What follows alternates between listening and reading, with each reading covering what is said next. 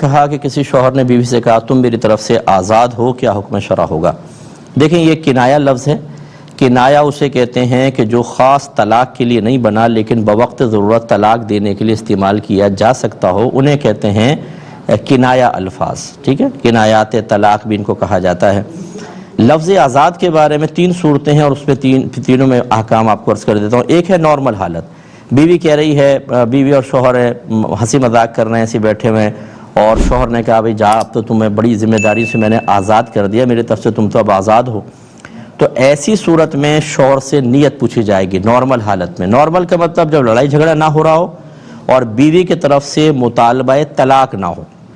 یہ نارمل حالت کہلاتی ہے۔ اس میں شوہر کی نیت ضروری ہے۔ اگر وہ قسم کھا کر کہہ دیتا ہے کہ میری طلاق دینے کی نیت نہیں تھی تو طلاق واقع نہیں ہوگی، اور اگر وہ قسم کھانے سے رک جاتا ہے، مثلا اس نے آزاد کا لفظ کہا تو بیوی گھبرائے گی، اس نے کہا قسم کھاؤ، شوہر کہتا ہے میں قسم نہیں کھاؤں گا، اس صورت میں طلاق ہو جائے گی، یاد رکھیں، چاہے اس کی نیت نہ ہو۔ اس لیے قسم کھا لینی چاہیے، اگر نیت نہیں تھی تو قسم کھا لیں، ایک صورت یہ۔ دوسرا یہ ہے کہ اگر بیوی مطالبہ کر رہی تھی کہ مجھے چھوڑ دو، بس اب میں تمہارے ساتھ نہیں رہ سکتی، اس نے کہا اچھا جاؤ تم میری طرف سے آزاد ہو، یہ لڑائی جھگڑا چل رہا تھا، چاہے مطالبہ طلاق نہ ہو، غصے کے اندر شوہر نے کہا جا تو میری طرف سے آزاد ہے، ان 2 صورتوں میں چاہے شوہر کی نیت ہو یا نہ ہو طلاق واقع ہو جائے گی، اور اس میں شوہر سے حلف بھی نہیں لیا جائے گا۔ اسی لیے میں اکثر اپنے بیانات میں کہتا ہوں، خاص طور پہ شادی بیاہ کے موقعوں پر جب میں بات کہتا ہوں، لوگ کہتے ہیں، بعض جو بیچارے جو کم عقل قسم کے ہوتے ہیں کہ مفتی صاحب یہ تو نکاح کی محفل، اس میں طلاق کی بات، تو اصل میں طلاق کی بات تو ہم صرف طلاق سے محفوظ رہنے کے لیے کر رہے ہیں، اور اگر ہم یہاں طلاق کی بات نہ کریں یا مختلف مقامات پہ نہ کریں تو آپ طلاق سے شاید محفوظ نہ رہ سکیں۔ تو جو میرے بھائی یہ سن رہے ہیں یا ہماری بہنیں کہ شوہر نے کبھی آزاد کا لفظ کہا ہو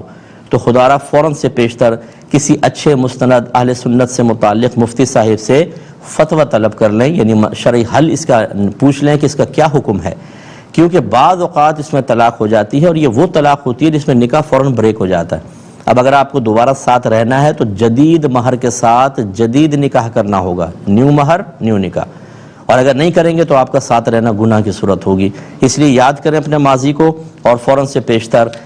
عملی قدم اٹھائیں اس سلسلے میں۔ سنا ہے کہ گھر میں اگر کالے کیڑے ہو جائیں، جس کو ہم شاید چونٹے ہم لوگ کہتے ہیں، وہ یہ کہنا چاہ رہے ہوں گے، کالے کیڑے گھر میں ہو جائیں تو اس سے برکت پیدا ہوتی ہے۔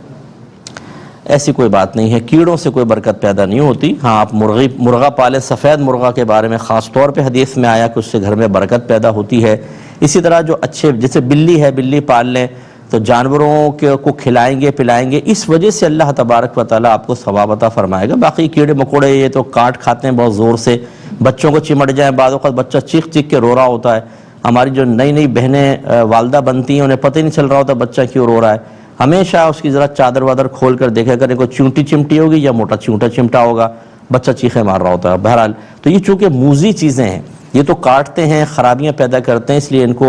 ان سے برکت کو کوئی تعلق نہیں، انہیں گھر سے نکال دیا جائے، یہی بہتر ہے۔ ایک بھائی نے کہا کہ بعض اوقات ہم داڑھی کا خط بنواتے ہیں تو یہ گلے پر، تھوڑی کے نیچے گلے پر،